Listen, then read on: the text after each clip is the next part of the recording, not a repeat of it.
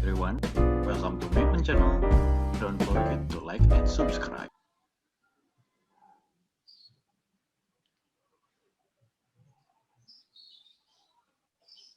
Nah, ini bentar. Benar, balik dulu Mbak.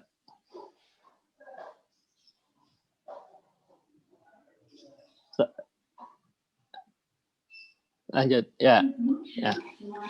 Jadi persiapan operasi dan pemeliharaan ini ada dua bagian, yaitu perencanaan persiapan operasi dan pemeliharaan, dan yang kedua adalah pelaksanaan persiapan operasi dan pemeliharaan. Lanjut. Nah, tujuan pembelajaran ini adalah bagaimana peserta ini dapat memahami persiapan OP bendungan. Ya, apa itu persiapan OP bendungan? Yang kedua adalah merencanakan persiapan OP bendungan sebagai salah satu syarat pengisian awal waduk. Ya. Yang ketiga, melaksanakan persiapan OP bendungan sebagai salah satu syarat izin operasi bendungan. Nah,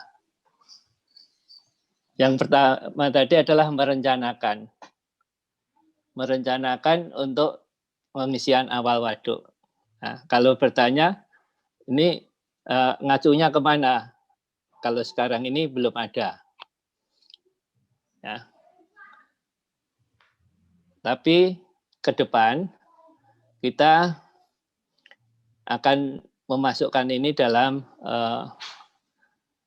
salah satu rumusan RPP sumber air, di mana salah satunya adalah bahwa salah satu persyaratan pengisian awal waduk itu adalah rencana POP. Lanjut. Yang akan kita bahas pada siang hari ini pokok bahasan kita umum, pengelolaan bendungan, 3 UPB, dan yang keempat adalah POP. Lanjut. Nah, jadi kalau kita bicara masalah dasar hukum pembangunan dan pengelolaan bendungan, ya, di Undang-Undang 17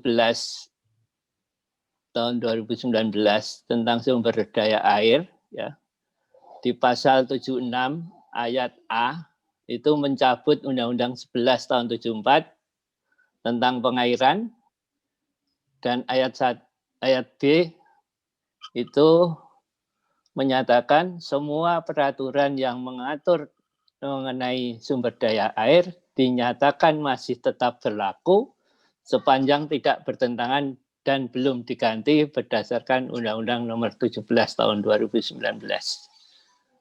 Jadi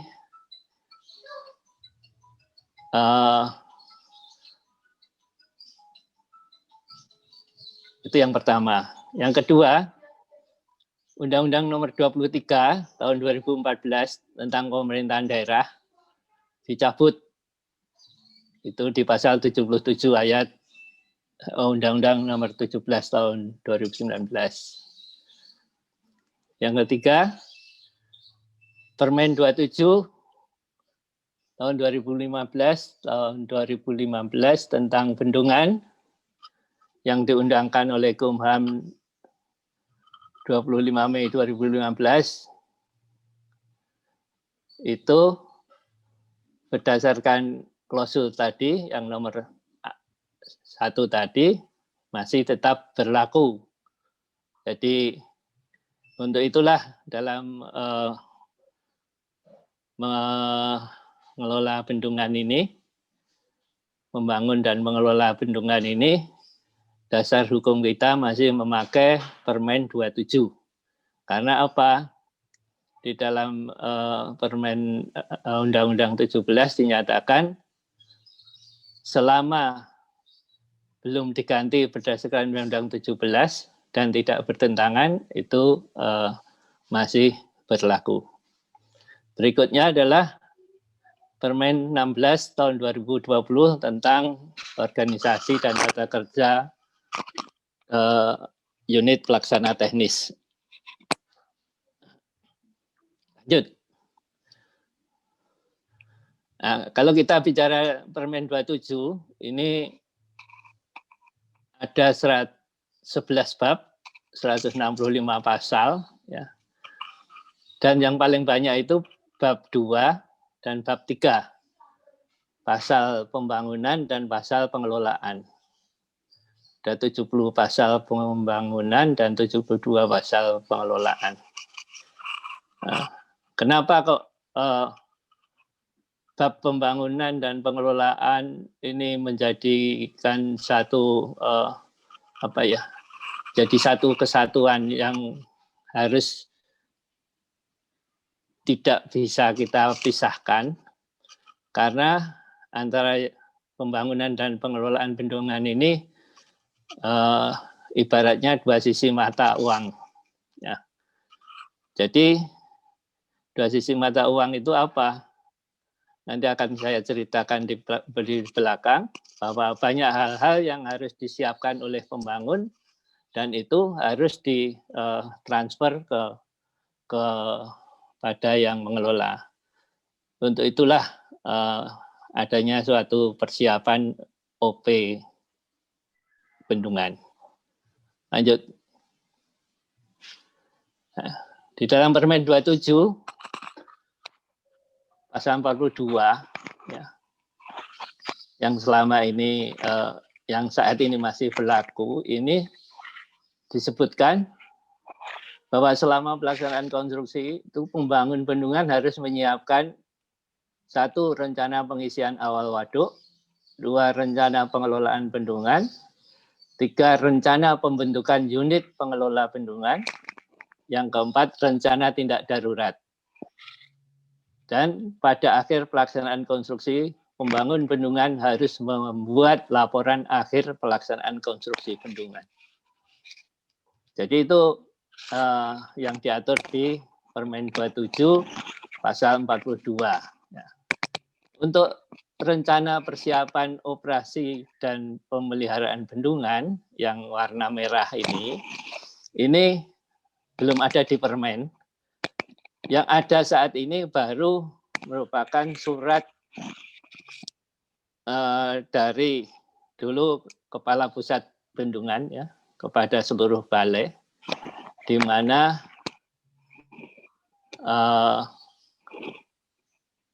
tanggung jawab pembangun itu bagaimana mempersiapkan operasi dan pemeliharaan bendungan ini. Karena sifatnya masih berupa surat, itu ya ada yang komit ya menindaklanjutin dan ada yang asal saja. Dan ini imbasnya apa? Pembangunan bendungan yang sudah selesai, ada selesai berapa ya, sejak era yang dari 60 bendungan itu, yang sudah selesai itu belum satu bendungan pun bisa diserahkan kepada pengelola. Ya, jadi pengelola belum siap menerima. Karena apa? Banyak persyaratan-persyaratan yang belum dipenuhi. Nah, untuk itulah dalam kesempatan yang baik ini, terima kasih Balai Teknik Bendungan sudah mengagendakan acara pengisi diseminasi ini, dan di dalamnya dimasukkan topik rencana persiapan operasi dan pemeliharaan bendungan ini. Saya rasa ini harus menjadikan komitmen kita bersama ya, bahwa membangun suatu bendungan itu tidak hanya selesai secara fisiknya saja, tapi bagaimana apa yang sudah kita bangun tadi secara fisik, administrasi, dan lain-lainnya tadi bisa kita selesaikan dan kita bisa serahkan kepada unit pengelola bendungan dengan suatu mekanisme yang namanya persiapan operasi dan pemeliharaan bendungan. Lanjut. Nah, kalau kita bicara bendungan, itu di pasal 3 kriterianya seperti ini. Saya rasa ini sudah nanti bisa dibaca sendiri. Lanjut. Ya.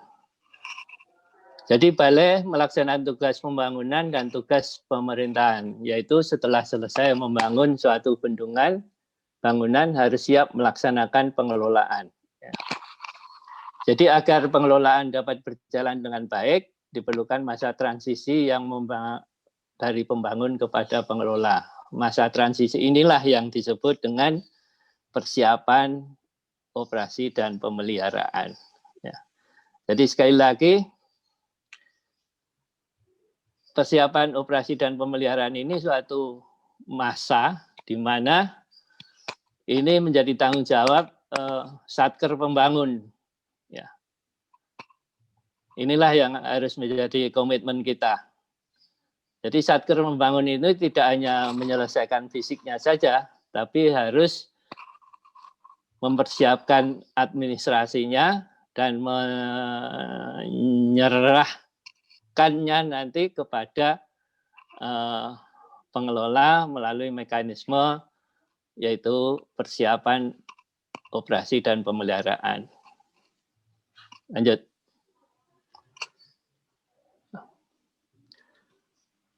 Lanjut. Nah, kalau kita bicara pengelolaan berkelanjutan, ini secara umum saja ya.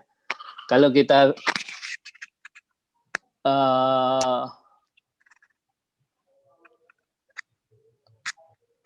yang sebelah kiri ya, sebelah kiri ini adalah survei investigasi desain sampai pembangunan, itu waktunya pendek. Kalau kita bangun bendungan mungkin nggak sampai 10 tahun lah. Ya. Itu sampai sebelah kiri ini. Nah, sedangkan pengelolaannya sendiri, yang kanan ini ya tergantung kita. Rencanakan berapa? 50 tahun atau berapa tahun? Nah, celah antara kiri dan kanan inilah yang kita sebut dengan persiapan OP tadi. Jadi benar-benar suatu transisi di mana antara pembangunan dan pengelolaan ini akan menjadikan estafet. Ya, estafet bagaimana apa yang sudah kita bangun ini bisa dikelola dan bisa dimanfaatkan sesuai dengan yang kita rencanakan. Karena apa kalau tidak sesuai dengan yang kita rencanakan, itu ya umur layanan tidak akan sesuai dengan yang kita harapkan. Lanjut. Lanjut.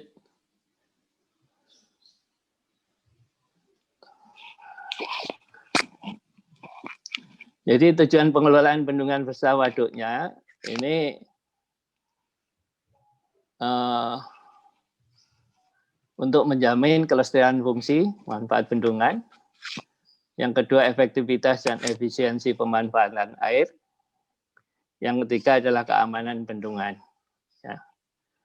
Jadi dilaksanakan dengan memperhatikan daya dukung dan ekosistem lingkungan hidup. Itu diatur di pasal 74 Permen 27. Lanjut. Tahapan pengelolaan bendungan itu melalui operasi dan pemeliharaan, perubahan dan rehabilitasi, dan ketiga penghapusan fungsi bendungan.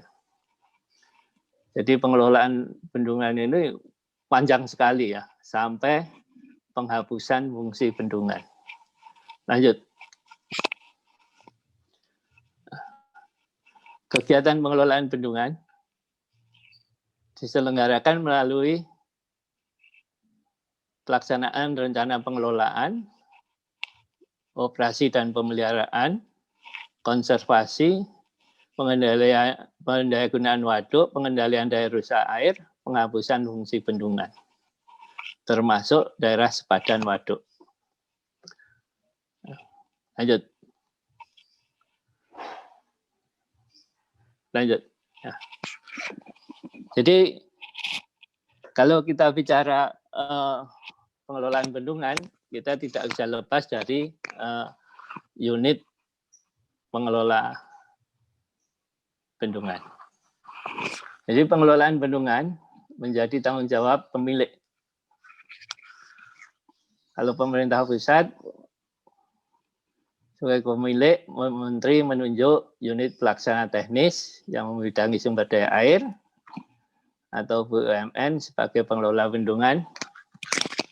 Pengelola bendungan dalam melaksanakan pengelolaan bendungan beserta waduknya dibantu oleh unit pengelola bendungan atau disebut UPB. UPB ditetapkan oleh pemilik atau pengelola bendungan. Pengelola bendungan BUMN, penetapan UPB oleh direksi BUMN. Lanjut.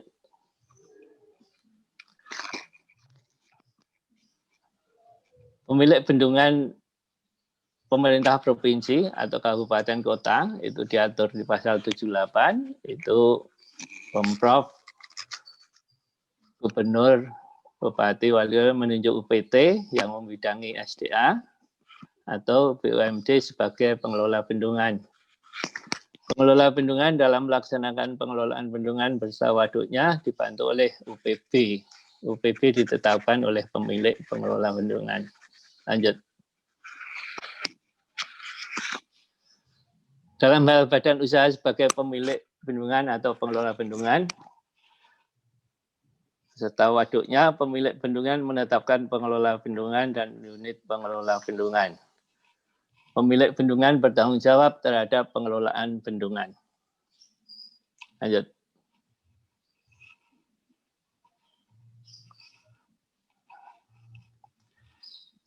UPB sebagaimana diatur tadi mempunyai tugas melaksanakan pengelolaan bendungan beserta waduknya.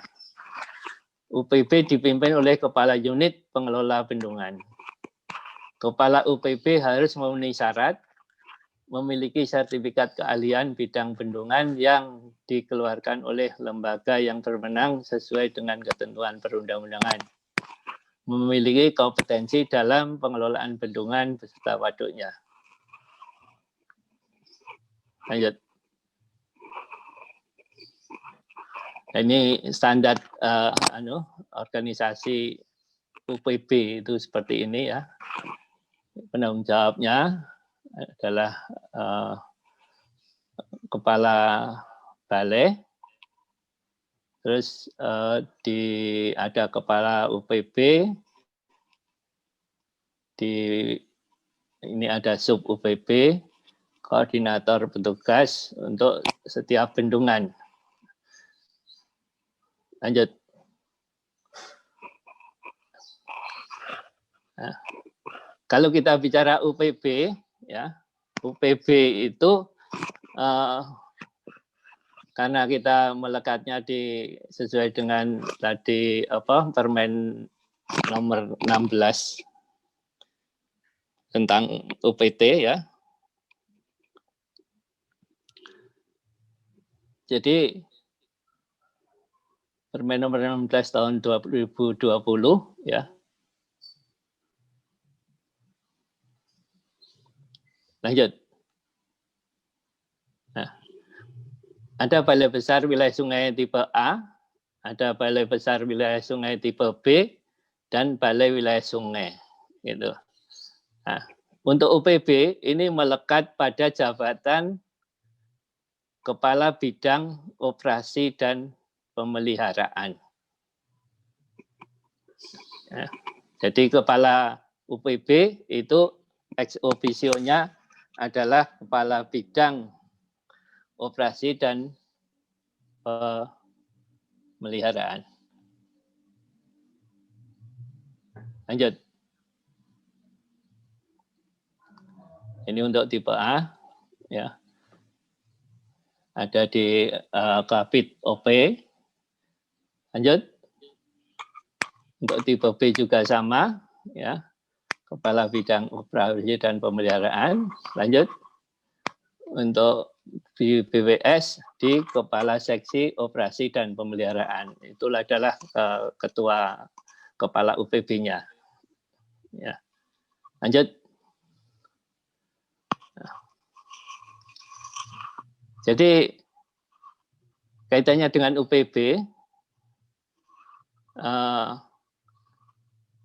seperti tadi standar organisasinya sudah jelas laku, ya, dan tugas-tugasnya adalah bagaimana pembentukan UPB ini pada BPS atau BWS yang bila sudah ada UPB dengan selesainya pembangunan bendungan baru, cukup dengan menambah petugas OPP pada bendungan baru tadi. Bila belum ada, harus dibentuk UPB. Oke. Rencana pembentukan UPB ini disiapkan selama pelaksanaan konstruksi. Ini amanat di pasal 42. Permen 27. Lanjut.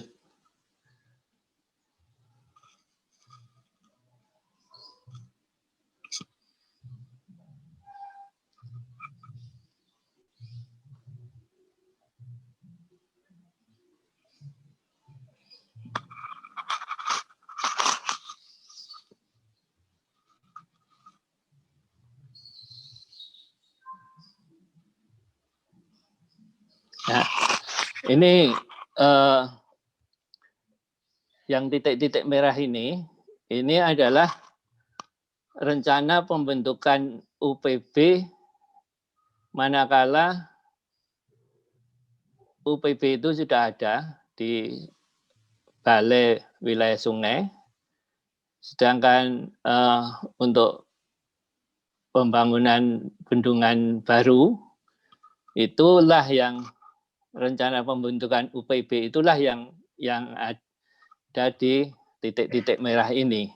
Jadi bagaimana petugas operasi, petugas pemeliharaan, petugas pemantauan yang dikoordinir oleh suatu petugas, inilah yang harus dipersiapkan selama pelaksanaan konstruksi, dan ini menjadi syarat untuk pengisian awal waduk.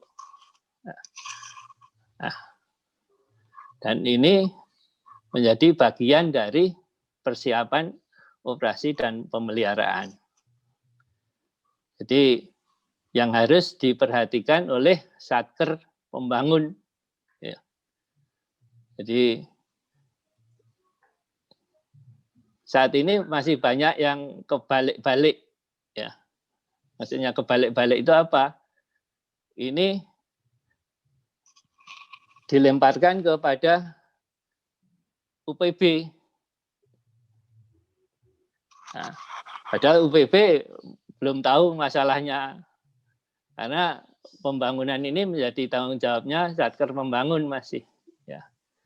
Jadi untuk itulah perlu dipahami dari awal bahwa apa yang menjadi tanggung jawab Satker Pembangun itu benar-benar harus dikerjakan oleh Satker Pembangun sampai tuntas, dan melalui persiapan operasi dan pemeliharaan ini bisa ditransfer kepada unit pengelola bendungan. Lanjut.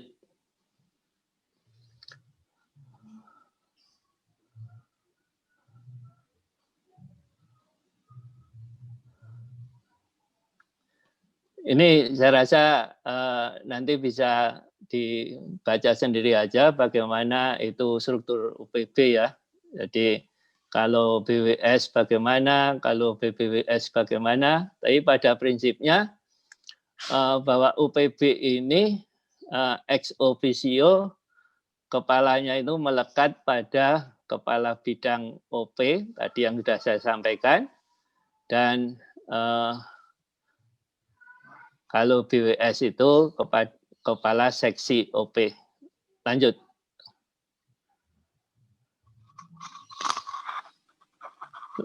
Lanjut aja ini. Nanti ini bisa terus lanjut. Lanjut. Lanjut. Lanjut. Nah, jadi apabila dalam wilayah sungai ada operator bendungan, yaitu BUMN atau masing-masing operator wajib membentuk UPB juga, ya, dalam menyusun dan melaksanakan dan evaluasi ROTW dan operasi waduk berkoordinasi dengan UPB Balai Wilayah Sungai. Lanjut. Nah ini. Jadi kalau kita di Balai Wilayah Sungai ini ada UPB, ya. Di wilayah sungai tadi ada misalkan BUMN, ya, yang sebagai juga badan usaha milik negara, ya, yang mengelola bendungan, ya. Contohnya ada PJT 2, ada PJT 1 ya, dengan Citarum dan Brantas ya. Itu harus dua-duanya itu membentuk suatu unit pengelola bendungan masing-masing. Dan dalam pelaksanaannya mereka itu nanti melakukan koordinasi dalam penyusunan rencana operasi tahunan waduk maupun evaluasi pelaksanaannya dan evaluasi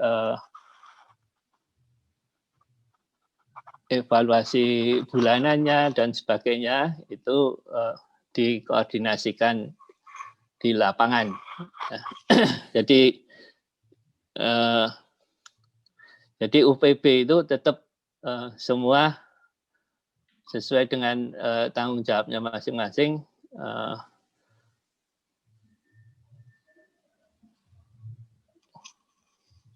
Lanjut.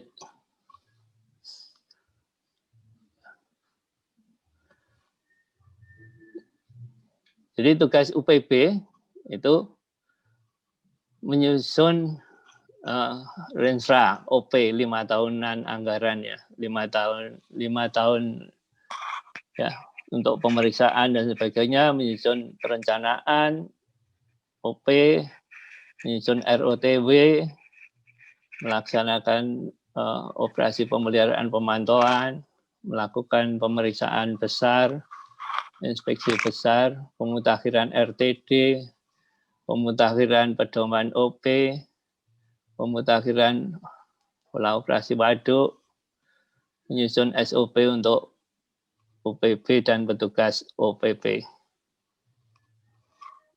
Lanjut. Nah. Jadi kalau kenapa kok tadi saya cerita masalah UPB? Karena apa? Persiapan operasi dan pemeliharaan bendungan ya, ini menjadi tanggung jawabnya Satker Pembangun dan akan diserah terimakan ke unit pengelola bendungan. Gitu. Jadi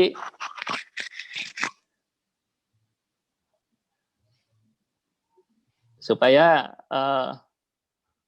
apa yang sudah disiapkan oleh Satker Pembangun tadi benar-benar paripurna.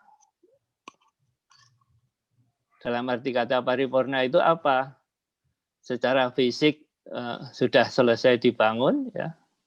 Secara administrasi sudah dilengkapin semua, dan semua tadi bisa di transfer of knowledge kan kepada unit pengelola bendungan dengan sebaik-baiknya, sehingga apa yang direncanakan tadi bisa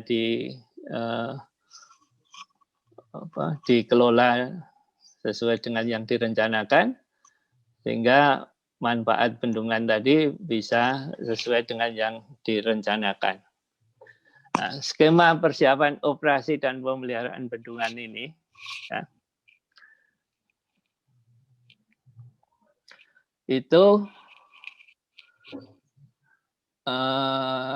kalau kita bicara pembangunan, itu cut off-nya berakhirnya itu kalau normal kan sampai dengan FHO, ya, FHO, ya. Itu tugasnya pembangunan, ya. Baru nanti oleh pengelolaan. Namun demikian, untuk bendungan ini ada special case, yaitu pengisian awal waduk. Ya. Ya. Pengisian awal waduk itu sebelum PHO dilakukan. Ya. Nah, pengisian awal waduk ini persyaratannya ke depan itu adalah salah satunya adalah perencanaan persiapan operasi dan pemeliharaan bendungan. Itu harus ada dulu. Ya. Nah, nanti isinya apa nanti akan kita jelasin, ya. Bahwa intinya bahwa dalam membangun suatu bendungan ini, apa saja yang harus dilengkapin dan apa saja yang harus nanti diserahkan kepada pengelola bendungan untuk dalam rangka pengelolaan bendungan. Ya. Jadi persiapan operasi dan pemeliharaan bendungan tadi itu kalau kita lihat skema ini itu sejak PHO sampai dengan FAO, karena jatuhnya itu tidak pas tahun anggaran, ya persiapan OP ini sesuai dengan tahun anggaran yang ada, sehingga akan berakhirnya adalah pelaksanaan POP itu adalah ya PHO plus sedikit lah. Itulah kira-kira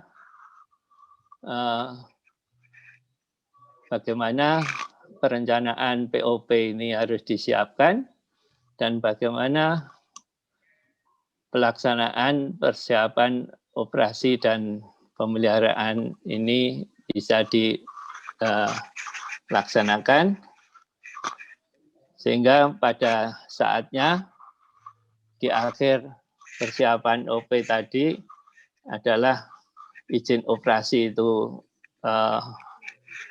bisa keluar, semua persyaratan sudah lengkap dan bisa diterimakan oleh kepada unit pengelola bendungan, sehingga carry over tadi bisa berjalan dengan sebaik-baiknya. Karena kita prihatin sekali ya, dengan selesainya pembangunan bendungan baru ini, belum satu pun yang serah terima ini bisa berjalan. Ya, masih belum bisa diterima oleh pengelola, hampir semuanya itu informasi yang saya dengar. Jadi ini sangat PR yang cukup berat. Marilah dengan kesempatan yang baik ini saya himbau untuk satker pembangun, ya. Jadi jangan hanya bicara menyelesaikan fisiknya saja, tapi harus mulailah mempersiapkan segala sesuatunya kaitannya dengan persiapan OP ini satu persatu ditata dengan sebaik-baiknya agar carry over tadi bisa kita jalani. Lanjut. Nah, jadi tahapannya untuk persiapan OP itu adalah dibuat organisasi POP oleh Kepala Balai yang terdiri dari unit pembangun dan unit pengelola bendungan.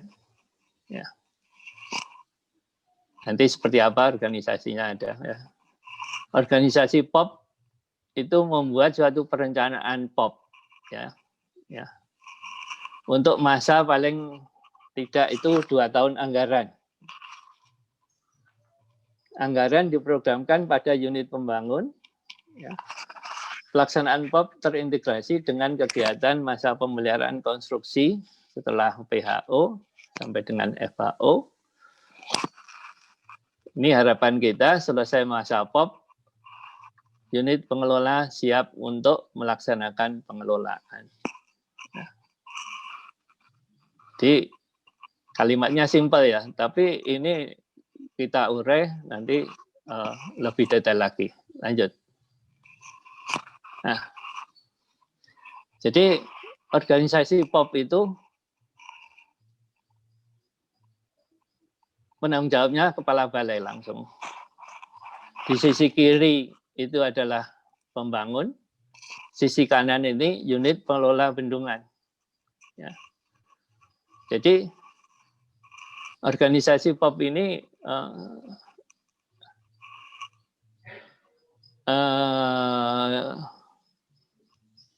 di bawah yang kalau pembangun di bawah bidang pelaksanaan atau bidang PCSA ya.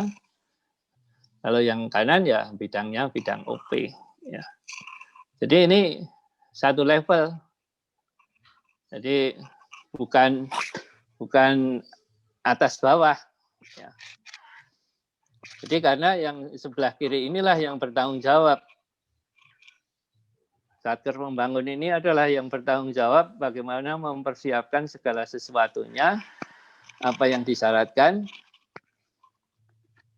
apa yang harus dilengkapi, dan secara gradual ini untuk diverifikasi kepada unit pengelola bendungan yang sebelah kanan, dan secara gradual untuk bisa diverifikasi dan menjadi suatu tahapan untuk serah terima. Itulah esensi dari organisasi POP ini. Ya. Mekanisme lebih detail ya tergantung dari kesepakatan dari organisasi ini. Ya. Jadi pada prinsipnya bagaimana dan apa saja yang harus disiapkan oleh pembangun itu benar-benar bisa disiapkan dengan sebaik-baiknya dan diserahkan kepada unit pengelola bendungan. Lanjut. Satker Pembangun sebagai penanggung jawab kegiatan persiapan OP pemeliharaan. Rencana POP ke depan menjadi satu persyaratan pengisian awal waduk. Ya, ini yang tadi saya sampaikan ya. Di aturan yang sekarang memang belum ada, tapi ke depan ini akan menjadi salah satu bagian dari RPP, ya, RPP sumber air, di mana salah satu persyaratan pengisian awal waduk itu adalah rencana POP ini. Jadi setelah WHO, rencana POP dilaksanakan sampai dengan bendungan ini siap dikelola. Lanjut.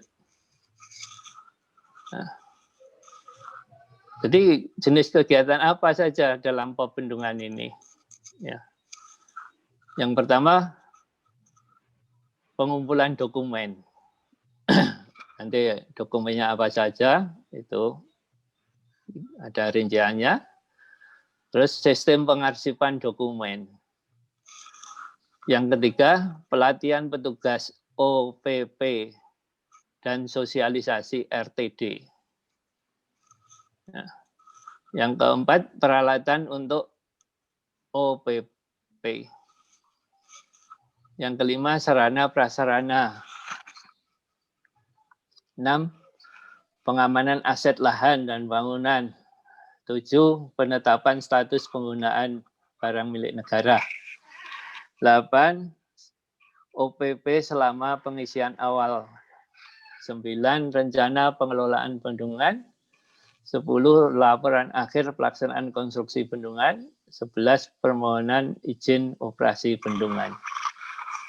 Jadi minimal 11 kegiatan inilah yang dibuat suatu rencana tadi oleh organisasi POP tadi. Ya. Jadi organisasi POP tadi yang dibentuk oleh kepala balai tadi itu merumuskan secara detail tahapan-tahapan apa saja yang harus dikerjakan dalam rangka transfer antara unit pembangun kepada unit pengelola. Nah, selama ini ya terus terang ini sambilan ya. Jadi ke depan mestinya jangan sambilan lagi, meskipun aturannya itu belum ada di permen ya. Namun karena ini harus menjadi komitmen kita bersama, jangan sampai numpuk terus ini. Bendungannya sudah selesai tapi belum diterima oleh pengelola. Nah, ini kan menjadikan menjadikan PR kita bersama. Untuk itulah dalam kesempatan yang baik ini dari Balai Teknik Bendungan memasukkan materi ini, saya menghimbau Satker Pembangun mulailah sejak pelaksanaan konstruksi ini buat organisasi POP ya. Dengan tadi skema yang ada tadi.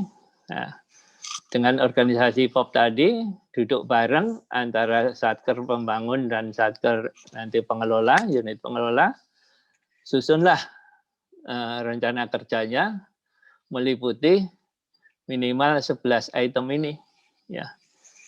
Dengan dibuat suatu matrik checklist sehingga satu persatu itu nanti bisa dilakukan suatu tahapan-tahapan verifikasi bersama antara unit pembangun dan unit pengelola bendungan. Karena dengan dilakukan langkah-langkah seperti ini, mudah-mudahan tadi tugas pembangun itu dengan baik akan bisa dilaksanakan dan tugas pengelola juga akan dengan baik bisa menerima fisik dan kelengkapannya ya. Karena di sini termasuk pelatihan petugasnya, peralatan-peralatannya, sarana prasarananya, ya, dokumen-dokumennya dan lain-lain. Ini bisa di carry over dari pembangun kepada pengelola dengan sebaik-baiknya. Lanjut.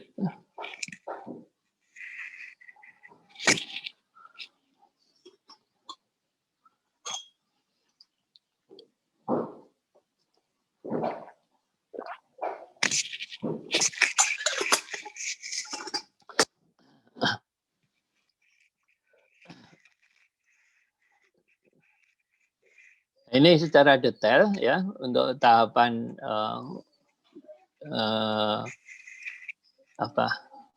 selama 2 tahun anggaran tadi, bahwa kita tahu PHO itu dilaksanakan pada tahun pertama, FAO itu di tahun pertama +1 ya. Jadi antara PHO dan PHO itu merupakan masa pembayaran kontraktor ya. Jadi ini bisa diintegrasikan. Lanjut.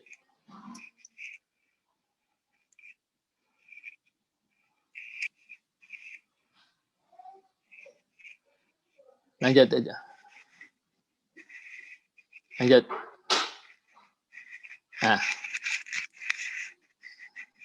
Jadi ini secara agak lebih detail ya. Jadi kalau kita bicara pengisian awal waduk, itu adalah suatu aktivitas di mana sebelum PHO dilaksanakan. Dan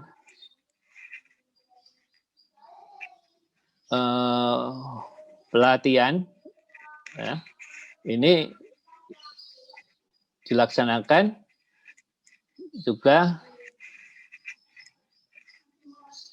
pada saat setelah pengisian awal juga ada, dan pada saat antara PHO dan FAO ada ya. Dan sistem penganggaran kita untuk persiapan OP ini adalah direncanakan misalkan untuk yang merah ya, itu baru bisa dilaksanakan untuk anggaran OP itu adalah di setelah PHO. Di tahun anggaran keduanya yang biru itu dianggarkan kita untuk digunakan di tahun kedua. Nah, jadi dengan waktu yang 2 tahun inilah benar-benar perencanaan tadi yang ada 11 item tadi benar-benar harus dikoordinasikan, dikomunikasikan sebaik-baiknya antara unit pembangun dengan unit pengelola bendungan ini. Ya. Karena tanpa koordinasi dengan baik, ya akan sangat susah. Untuk itulah kata kuncinya yaitu komitmen dari kepala balai sebagai penanggung jawab ini, sebagai penanggung jawab persiapan operasi dan pemeliharaan ini, bagaimana merencanakannya dan bagaimana melaksanakannya, itu benar-benar menjadi tanggung jawab kepala balai. Karena ini ibaratnya saku kiri ke saku kanan ya. Sama-sama saku kiri dan saku kanan tadi punyanya kepala balai. Ya. Jadi nggak bisa lepas dari tanggung jawab kepala balai. Jadi untuk itu sekali lagi dalam kesempatan yang baik ini Satker Membangun tolong nanti disampaikan kepada kepala balai ya bahwa persiapan OP ini menjadi tanggung jawab balai ya dari saku kiri ke saku kanan sehingga benar-benar dari awal bentuklah organisasi persiapan OP ini dengan dibentuknya organisasi segera susun rencana kerjanya dengan sebaik-baiknya, sehingga item per item tadi itu benar-benar bisa direncanakan dengan sebaik-baiknya. Lanjut. Nah, ini dokumennya yang harus dikumpulin ya oleh pembangun dan harus diserahkan kepada UPB ini paling enggak itu sesuai Permen 27 itu ada 13 ya. Yang nomor 14 ini kaitannya dengan BMN, yaitu penetapan status penggunaan. Ya. Penetapan status penggunaan itu kaitannya dengan aset ya. Ya. Saya dalam kesempatan ini hanya mengingatkan satu hal, karena di akhir-akhir ini banyak sekali pengadaan lahan bendungan ini oleh Elman ya. Ya, ini tolong jangan menjadikan nanti ada kendala di belakang ya. Karena untuk PSP ini aset lahan dan bangunan ini harus benar-benar clear. Jadi tolong lahan yang dibayar dengan Elman ini harus segera di administrasinya segera ditindaklanjutin dari mulai sejak awal. Jadi jangan menunggu nanti-nanti. Jadi ini dokumen yang harus dipersiapkan. Lanjut.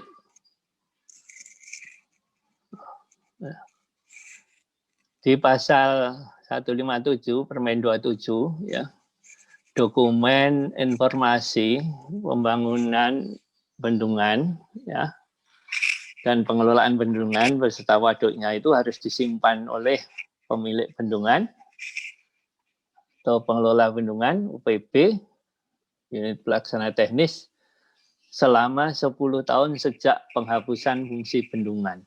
Ya. Setelah lewat masa tersebut, dokumen diserahkan ke unit arsip.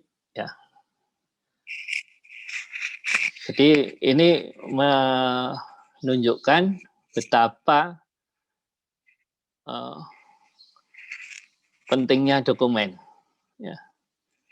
Untuk itulah dari awal sejak pembangunan ini kita ingatkan dokumen-dokumen tadi memang harus diarsipkan dengan sebaik-baiknya dan diserahkan dari pembangun kepada pengelola, karena pengelola berkewajiban untuk nyimpen ya sampai 10 tahun sejak dihapus. Jadi kalau masa ininya 50 tahun, ya 50 tahun, nanti kalau memang belum dihapus ya diperpanjang lagi.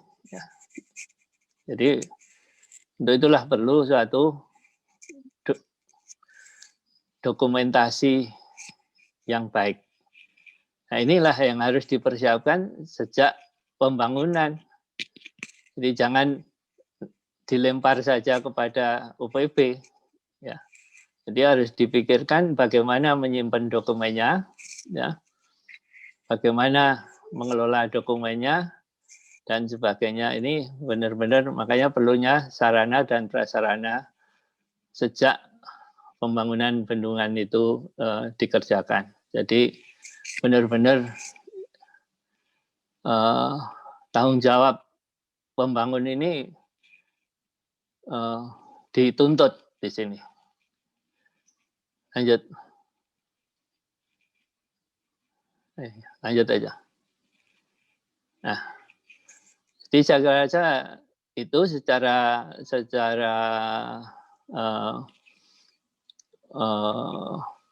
untuk persiapan operasi dan pemeliharaan bendungan ya.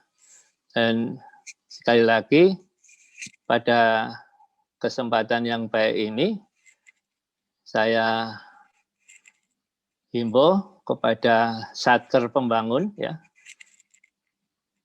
marilah pola pikir kita rubah. Jadi jangan hanya menyelesaikan fisiknya saja, tapi bagaimana secara administrasi, bagaimana secara kelengkapan tadi, sarananya,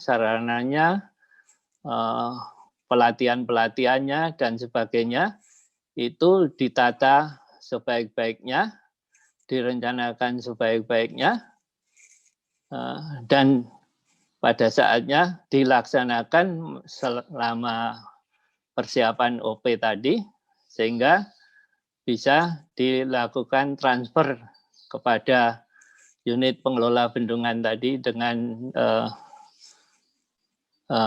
sebaik-baiknya melalui proses operasi dan persiapan operasi dan pemeliharaan tadi. Jadi harapan kita dengan itu bisa berjalan, ya apa yang kita rencanakan, kita bangun, itu bisa dikelola dengan sebaik-baiknya, bisa bermanfaat sesuai dengan yang direncanakan.